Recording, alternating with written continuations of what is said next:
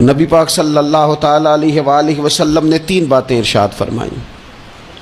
سب سے پہلے حضور نے نجات کے لیے جو بات ارشاد فرمائی وہ بڑی قابل غور ہے اور سمجھنے والی ہے۔ حضور علیہ الصلوۃ والسلام نے پہلی بات ارشاد فرمائی، فرمایا اگر تو نجات چاہتا ہے تو اپنی زبان کو اپنے قابو میں رکھ، اپنے بولنے پر کنٹرول کر، تول کے بولنا شروع کر، اپنے لفظوں کی حرمت کا خیال کر۔ اپنی زبان پر جو بندہ کنٹرول پا گیا، یہ پہلی علامت ہے نجات کی۔ اور ایک مقام پہ نبی پاک علیہ السلام نے یوں بھی بیان فرمایا، تم مجھے گارنٹی دو 2 چیزوں کی، اور مجھ سے گارنٹی لے لو جنت کی۔ فرمایا تم مجھے اپنی 2 ٹانگوں کے درمیان شرمگاہ کی اور 2 جبڑوں کے درمیان زبان کی گارنٹی دے دو، اور میں اللہ کا محبوب ہو کے تمہیں جنت کی گارنٹی دیتا ہوں۔ پہلی بات نجات کے لیے نبی پاک علیہ السلام نے یہ ارشاد فرمائی کہ اپنی زبان کو اپنے قابو میں کر، اس پر کنٹرول کر۔ اور دوسرا فرمایا تیرا گھر تیرے لیے کافی ہے، ادھر ادھر بلا وجہ نہ گھوما کر، بغیر سبب کے بہت ساری مجالس میں نہ جایا کر۔ ضرورت کے لیے جائیں، خیر پانے کے لیے جائیں، اچھے ارادوں سے سفر کریں۔ گئے ہمارے صوفیاء علماء دور دراز کے سفر کیے محدثین نے، کس لیے؟ حضور کی احادیث کو جمع کرنے کے لیے، نبی پاک علیہ الصلوۃ والسلام کے فیضان سے حصہ پانے کے لیے۔ لیکن فرمایا ادھر ادھر نہ۔ کچھ لوگوں کو بڑا شوق ہوتا ہے، اس مجلس میں بھی جائیں گے، اس محفل میں بھی جائیں گے، اس کی بھی سنیں گے، اس کی بھی سنیں گے۔ نتیجہ یہ رہے گا کہ بے یقین ہو جائیں گے، اپنے گھر سے نکلیں گے، گھر گھر پھریں گے، کسی گھر کے نہیں رہیں گے۔ تیرے لیے تیرا گھر کافی ہے، اپنے گھر رہ، اپنا گھر جو ہے وہ تجھے کفایت کرے، اپنے گھر میں قیام کر۔ یہ دوسری علامت ہے نجات کے لیے۔ اور تیسرے نمبر پہ نبی اکرم صلی اللہ تعالی علیہ وسلم نے فرمایا اگر تو نجات چاہتا ہے نا تو اپنی خطاؤں پہ رویا کر، اپنی خطاؤں پہ آنسو بہا، اپنے آپ پہ رو، اگر چاہتا ہے کہ بچ جائے۔ 3 چیزیں نبی پاک علیہ الصلوۃ والسلام نے بیان فرمائیں۔ زبان کو قابو میں کرو، اپنے گھر میں قیام کرو، اور فرمایا کہ تم اپنی خطاؤں پہ رویا کرو۔ یہ 3 اگر چیزیں تمہیں میسر آتی ہیں تو پھر رسول پاک علیہ السلام کی زبان فیض حق کے ترجمان سے گارنٹی مل رہی ہے کہ اللہ اس بندے کو نجات عطا فرمائے گا۔ بہت شوق ہے لوگوں کو باتیں کرنے کا، بڑی باتیں، اوئے ہوئے۔ جو بات بڑے مختصر لفظوں میں 2 جملوں میں بیان ہو سکتی ہے، اس کے پیچھے اتنی لمبی تمہید باندھیں گے کہ اصل بات ہی رہ جائے گی بیچ میں سے۔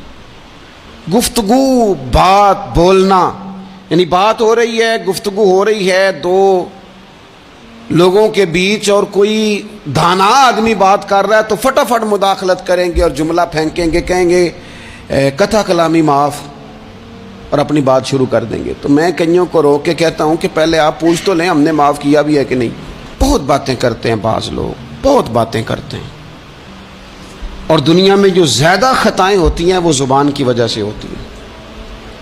عملاً کوئی کسی کو کیا تکلیف دے گا، ہاتھ کوئی کسی پہ کیا اٹھائے گا، لیکن لفظوں کے تیر، جملوں کے ترش لہجے اور زبان کی کڑواہٹ۔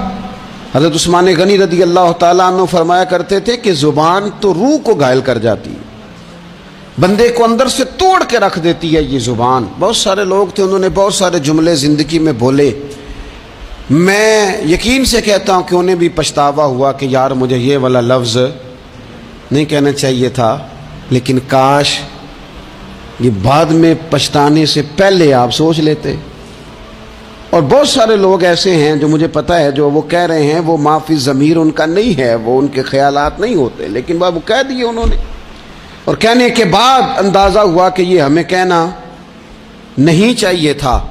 دوسرا ارشاد فرمایا کہ تو اس طرح کر، اپنے گھر کو نہ لازم پکڑ لے، تیرا گھر تیرے لیے بہتر ہے، تیرا گھر تیرے لیے کفایت کرنے والا ہے۔ شریعت اسلامیہ میں نا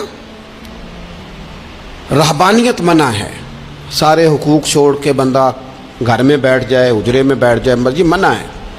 لیکن کچھ دیر کے لیے وَتَبَتَّلْ إِلَيْهِ تَبْتِيلًا, سب سے کٹ کر اللہ کے ساتھ جڑ جاؤ.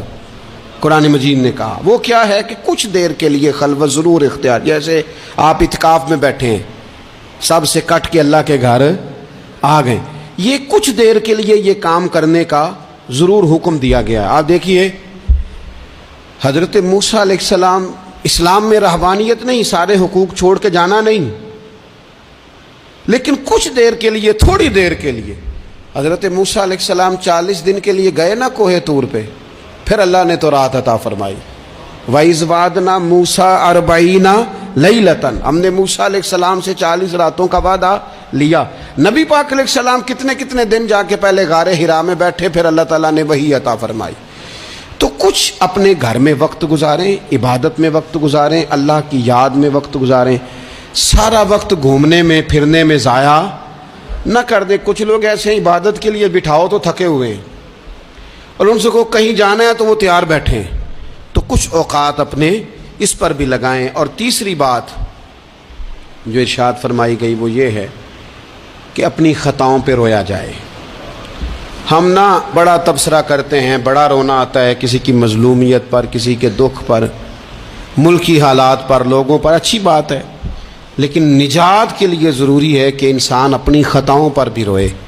اور نبی اکرم صلی اللہ تعالیٰ علیہ وسلم نے فرمایا کہ اگر تمہیں اللہ کے خوف سے آنکھ سے اتنا قطرہ بھی نصیب ہو گیا جتنا مکھی اور مچھر کا پر ہوتا ہے, تو اللہ تبارک و تعالیٰ اتنا بھی تمہاری آنکھ سے آنسو نکل گیا تو جس طرح بھینس کے تھنوں سے نکلا ہوا دودھ دوبارہ تھنوں میں نہیں جاتا, تم بھی دوزخ میں نہیں جاؤ گے. اور 2 آنکھیں اللہ کو بڑی پیاری ہیں. یا رسول اللہ کون سی؟ فرمایا کہ جو رب کی رضا کے لیے پہرا دیتی ہے, اور ایک وہ آنکھ جو اللہ کے خوف میں آنسو بہاتی ہے. یہ 2 آنکھیں اللہ کو بڑی پیاری ہیں. تو اس لیے یہ 3 باتیں آپ نے نہیں بھولنی.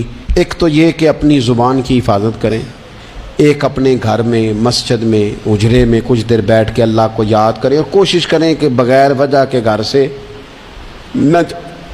اور تیسری بات یہ کہ اپنی خطاؤں پر آنسو بہانے کی کوشش کریں. اللہ تعالیٰ